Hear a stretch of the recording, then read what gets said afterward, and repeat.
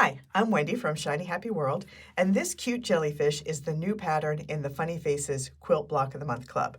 When I say new, it is August 1st, 2024, and this is the pattern that you get if you're a member of the club. So if you're already a member, you should have already received a link to download this pattern.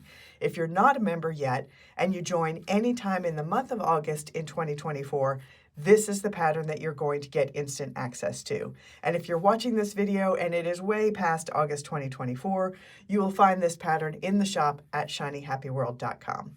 Here's how to make it. Okay, this is the video where I'm going to show you how to put together this jellyfish if you do not have a light box. So I've got all of the pieces cut out and ready to assemble. And that means that I have them cut out on the solid lines around the edges of each piece, and then I've transferred the dotted lines to the fabric side of the piece.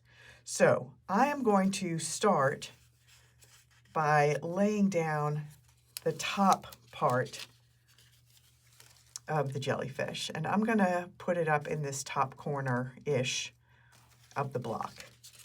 Now, instead of doing individual tentacles, which would have been kind of annoying to layer down into place, I did 3 sets of tentacles, and I did them all in 3 different shades of the same fabric, just to add a little bit of depth and dimension to them.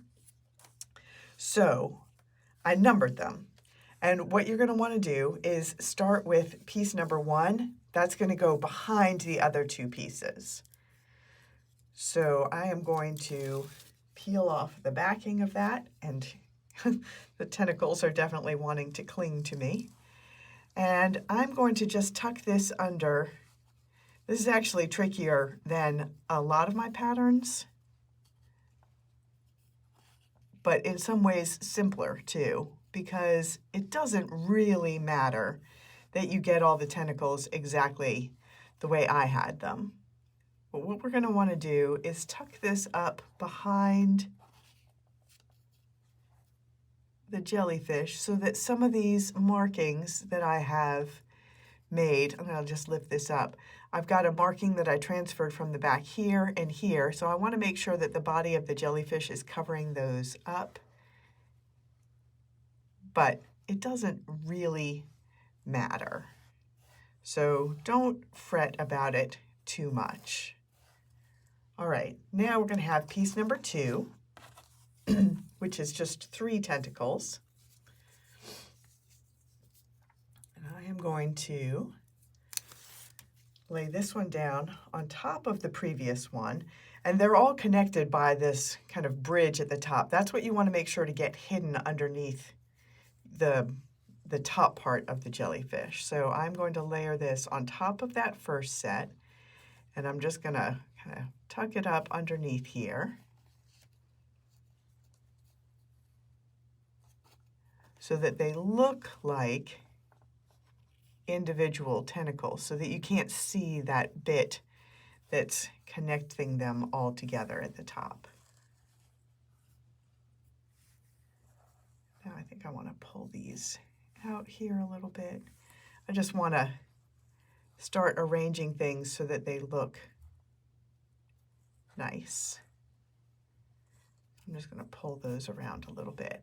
If you use a light box, it's really easy to get everything positioned exactly where I had it, but again, that is not essential for you to do.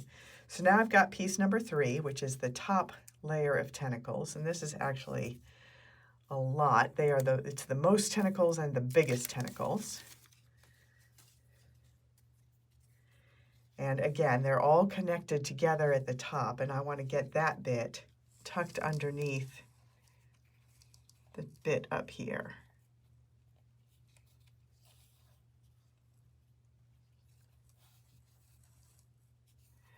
Get everybody laid down flat.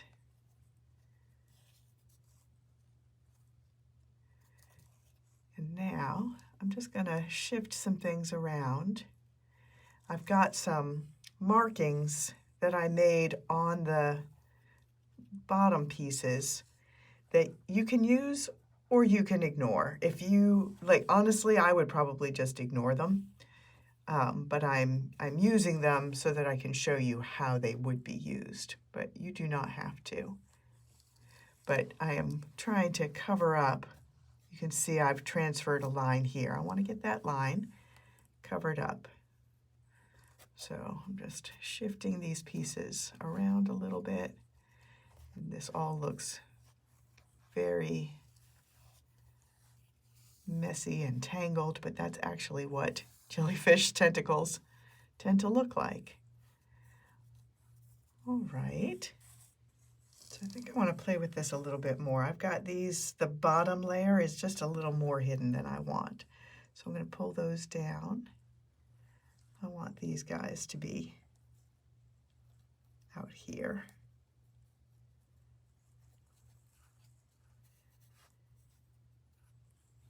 And that is a bottom one, so it should be underneath this one. Okay, that's looking a little bit more like it, and all of my lines are covered here. And if you want to, I'll pull this down a bit. There's a placement guide that you can use just for reference if you want to see, but again, you really don't need to feel like it has to look exactly like this. This is really useful for the light box, but you can ignore it. But I feel like I've got that tentacle is really showing up nicely. All of the individual, what I'm mostly looking for are the tips of the tentacles showing, and they all are. This one is got its line showing a little bit there, which I wouldn't care about except that I did mark it on there. And I don't want it to show up afterwards. All right, that looks good. So now I'm just going to put the eyes on. And I forgot to do it on my demo here, but I will be adding some eyelashes in case you want to make a jellyfish with some cute eyelashes. So your pattern will have the eyelashes option on it. I just forgot to include them when I drew it and didn't realize until I was actually putting this together. All right, there we go. So that is all the layers of that jellyfish put together. I'm going to carefully lift this up, take it over to my sewing machine, to my ironing board, and then I'll fuse all of those pieces into place, and then I'll take it to my sewing machine and outline everything. And then I'll bring it back here and show you the finished block and also show you 2 different color variations that I did, including I will do one of them with the eyelashes so you can see what that looks like. All right, here is the finished jellyfish block. And I also added a couple of catch lights to his eyes. There's a link in the pattern to a tutorial showing 3 different ways that you can do that. This is my favorite way. It's just a simple dot of a shiny fabric paint, and that post has a link to the specific brand that I like. But this is one of the finished jellyfish blocks. All of these tentacles are a little bit annoying to outline because of the way that they overlap.